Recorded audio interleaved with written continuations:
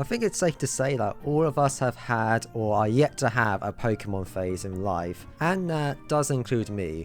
I was like in year 6 or 7 when that Pokemon shiz bit me, so it's been a great while since I've looked into the series. However, one day my sister came round over to our house and put Detective Pikachu on for all of us to watch, and that relighted the fire that once was. I picked up my really old DS again, like I haven't touched that in years, just to play Pokemon Moon, and I even rewatched a bunch of PokeTubers I used to like back in the day. And honestly, those videos actually held up pretty well. Minus the fact that they're from 2016 and make really outdated jokes. None of you actually care my life, though, so let's get to the main video immediately. Since my Pokeators, an entire new generation of Pokemon has arrived. Several new and unique features native to the region of Galar. If you didn't know, most of the Pokemon regions are based off of real-life locations, like Unova being based off New York and Alola being Hawaii.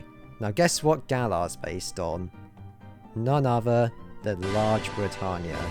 So, as a British lad myself, I think it's fitting that I rank all 100 of these Galarian Pokemon based on how well I think they represent the Great Land. Which brings us to this tier list. Now, similarly to my Prince tier list, this one has a load of disqualified candidates, like some different variations and forms and the Gigantamax forms of some previous Pokemon. As much as a literal landfill perfectly represents England, I gotta play by my own rules here. Also, everyone says this, but this is all just my opinion. I'm honestly not that well educated on the dense culture that is Britain. So feel free to make your own arguments as to why a Pokemon should be in a specific tier. Like, I always end up hating these opinion-based videos, so I feel like this one should be a team effort. After all, the internet was made to spread scientific information, okay? Stuff like this is important to get right. Alright, starting off with Gen 8's grass-type starter, the Grookey line. Some nice fine looking mon here, but honestly I've never seen apes in Britain.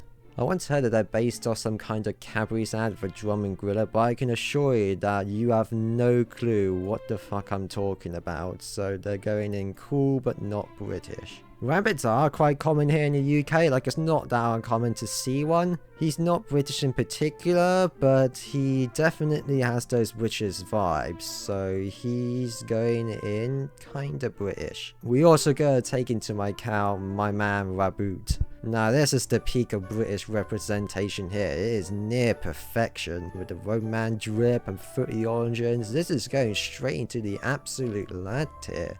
Cinderace does lose some of that British energy, but he's still a good representative for Britain, as we do love our footy. Sobble's going into cool but not British, but Drizzle's fucking wank. Like, look at that trim. Man's a complete loser who gets no bitches, and is also getting in the wanker tier. Emos aren't British, man. Well, that might not be true, but you get the idea. Drizzle sucks.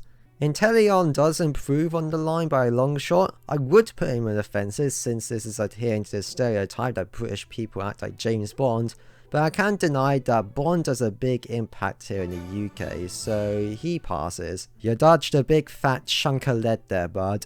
His Gigantamax form is being demoted to cool but not British, cause I wouldn't say James is the sniper type. Scrover is a similar case to School Bunny, as it's not British in particular, but it does carry some British vibes. His evolution is also British, but we'll get to him later. He's going in kind of British because even though squirrels are common, grey squirrels are actually invasive species, so it's losing points for wiping out our red squirrels. He is cute though, not gonna lie. Speaking of red squirrels, Greedent is definitely going in the British tier. He's not only based on the real British squirrel, but he also kinda looks like a racist UKIP member, which definitely solidifies his place.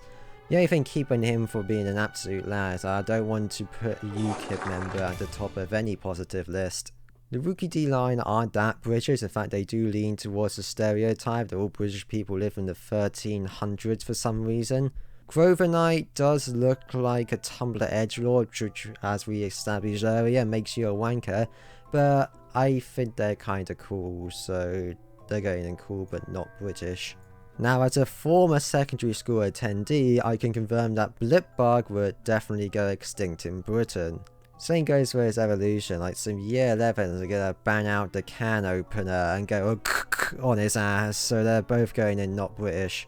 Orbeetle is cooler, but he looks like he invests in crypto, which automatically makes him a wanker. That's just the rules, my guy. Although the Gigantamax form does look like it's gonna say, "Be it chick" in 10 years if I don't put it higher, so just going not British. Foxes are kinda British, I feel.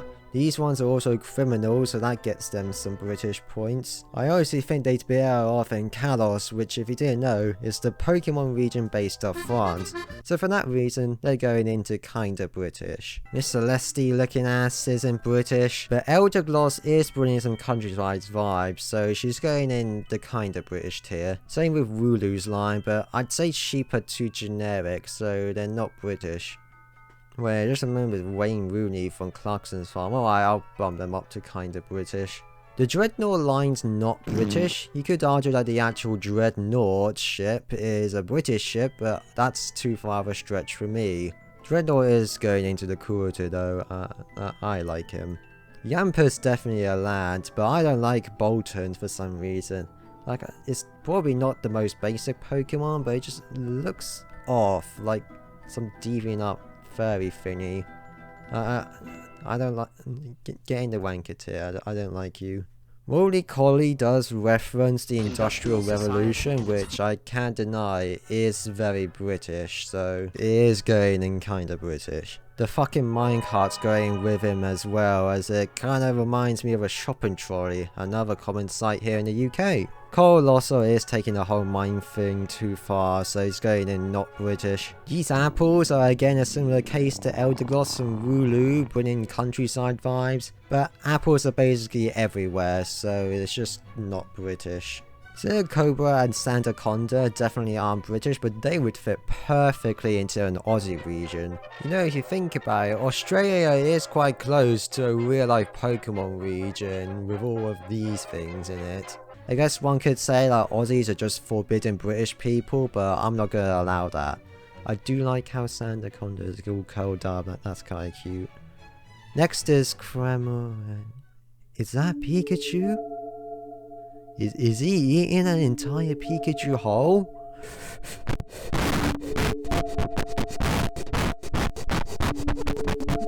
Killer fish. Killer fish from Galar region. I don't know what it is, but they're kinda British, so I'm gonna put them in that tier. Like Blipbug, this ugly ass baby is gonna go extinct, except I'm gonna be the one going all can open on him because I fucking hate babies. Actually, British Punk has been dead for like 40 years now. Like, this guy looks like an evil alternate to Sid the Sloth who has negative bitches. And frankly, I'd say that these are our first offensive Pokemon. You know what? I'm putting the baby in the wanker tier. Fucker probably doesn't even pay tax as well, useless man. This is the same case with the Silicobra line, except this might actually be my favourite Pokemon in this entire list. Like, this is really cool. Ah, nice. I can assure you that everyone wants to fight everyone here, just like on Twitter. So, Graplocked would fit perfectly here. Clobopus may as well go in with it as well. Alright. Game Freak. You think this is funny? Huh? You think this is fucking funny, eh? You think you can just make a British Pokemon region and put a little tea Pokemon here, because look, British people, oh, we love our tea, though. We fucking love it. We can't get enough. How about I do this? Huh? How about I do that? Yeah, that's what I thought. Say prayers. Now the Hatenna line is interesting. Hatenna itself is going in cool but not British. But its evolution, see, apparently they just beat up random people. So these are basically British people in Rule 34 Pokemon bodies. You could say that Hatterene's even wearing the classic puffy coat, if you squint it a little bit, and contract cataracts. But you get the point, they're not particularly British looking, but they definitely have British behavioural patterns, so they're going in kinda British. I have a strong fear that this is how the internet sees British people, so I'm also putting this guy in kinda British. Say it with me, folks. Emos aren't British. And this is just a husband. Alright, now we're on to all like the regional variants and all that. Here we have a simple reason I thought that the best way to adapt to Britain was to become a Tory. Sorry to break it to you, but that's not going to help you survive. In fact, that's going to lower your chances of survival by a very high percentage. Yes, Tories are British, but we hate them, so this one's going in offensive. Galarian Zigzagoon's lines are also offensive for the same reason Toxtricity is. This is definitely what would happen to a Meowth if he was brought up in Birmingham. Like, he has blades. He literally has blades to shank you with. He's only going in kinda British though, because he's more of a Viking, which isn't really British. Corsola may not particularly be British, but it's getting points for being dead and miserable, just like anyone who goes to Britain. This is also one of the coolest Pokemon on this list. Like, the leak becoming a sword is the best thing that could have happened to Farfetch'd, but you know what would have been more British? Making the leak a massive smike of weed. Missed opportunity, IMO. You know, for a Stunfisk variant, I think this fits great in Britain. I could tell exactly how Stunfisk can end up looking like this to adapt to the extreme environmental conditions of Birmingham. However, if I'm demoting Pokemon for being able to apply to other regions, I'm gonna have to sadly put Galarian Stunfisk in kinda British because it also works perfectly in Detroit, which sounds like American Birmingham. As much as I want to put it in British, I just have to play by my own rules, so that people don't get angry at me. Mr. Mime's already a wanker. Mr. Rhyme is better, but like Nickit and Feeble works way better in France than England. Okay, side note from editing, according to this official Pokemon Pokédex website, this guy is a comedian. I can't imagine what his stand-ups would consist of. I don't know, like probably doing your mom or something. Fuck. Oh god. These guys aren't British. I feel like Galarian Yamask and Runa Regis may be Scottish, I think. Which would get them points, as Galar is also based off Scotland, but these strike me as more Viking-y, so they're not British. Again, these are great designs, but also not British. This is cum. You cannot pay me to say that this isn't cum. They may tell you otherwise, but I can assure you that they don't want anyone to know that this is cum. Now, you may think that I'm about to put Alcremie into the offensive tier because of the assumption that British people make good food, until you take into consideration the Great British Bake Off, an absolute staple of UK culture. It's a loose connection, sure, but I'd say it's enough to land it in kinda British. This is the 300 minus the 294. Again, you can argue that they're former Englishmen, but the key word there is former. What the hell is this thing? It affects being sent in wankers. I really wish that Frostmoth had a dark variant in reference to like the thing with the moths changing colour due to pollution. Like this isn't even like a bit or so. Like that would have actually been really cool. Like, not only would it fit perfectly into like the main themes that these Pokemon are representing, but it would easily land it in the British tier, cause like I'm sure everyone who has done or is doing GCSEs knows exactly what I'm talking about. But alas, they're restrained to cool but not British. This is probably the dumbest Pokemon I've ever seen in my life, and it's going straight into the British tier. Cuboidal looking ass. Well, why?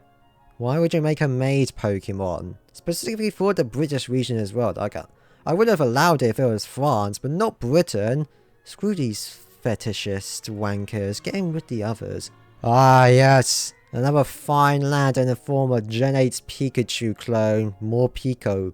This is exactly what British Pikachu looks like with the whole urban look. But what really sells this lad is its Birmingham form. Absolutely splendid. Mwah. This guy's honestly just as British as my man Rabu, as if you ask me.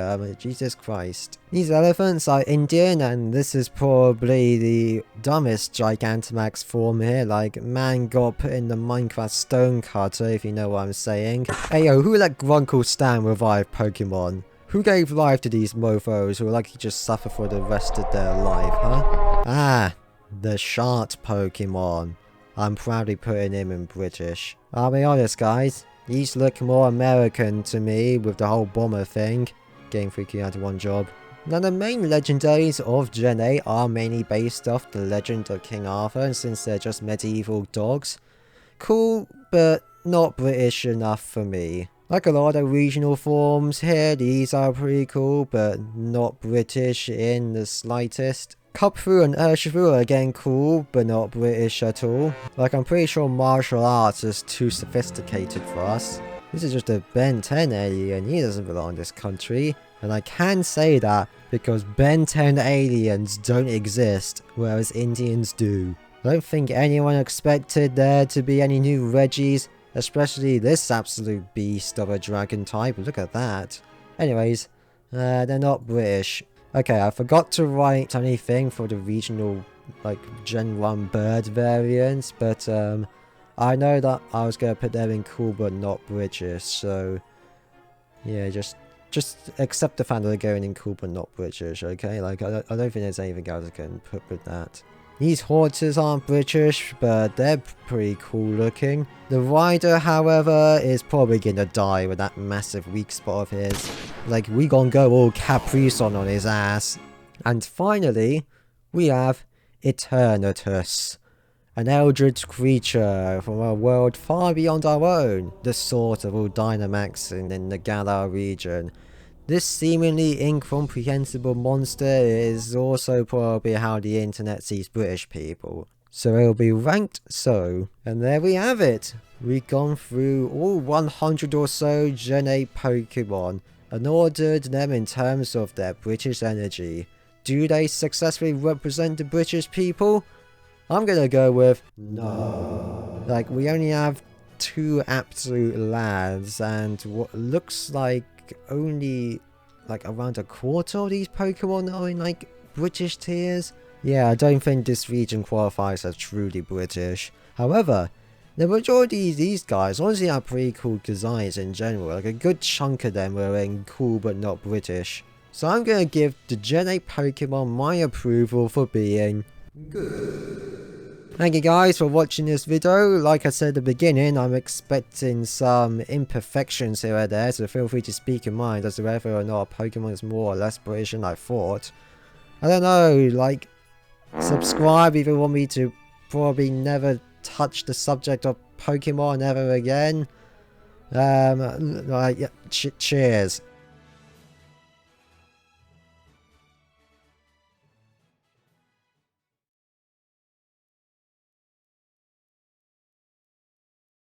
What are you, president of his fan club?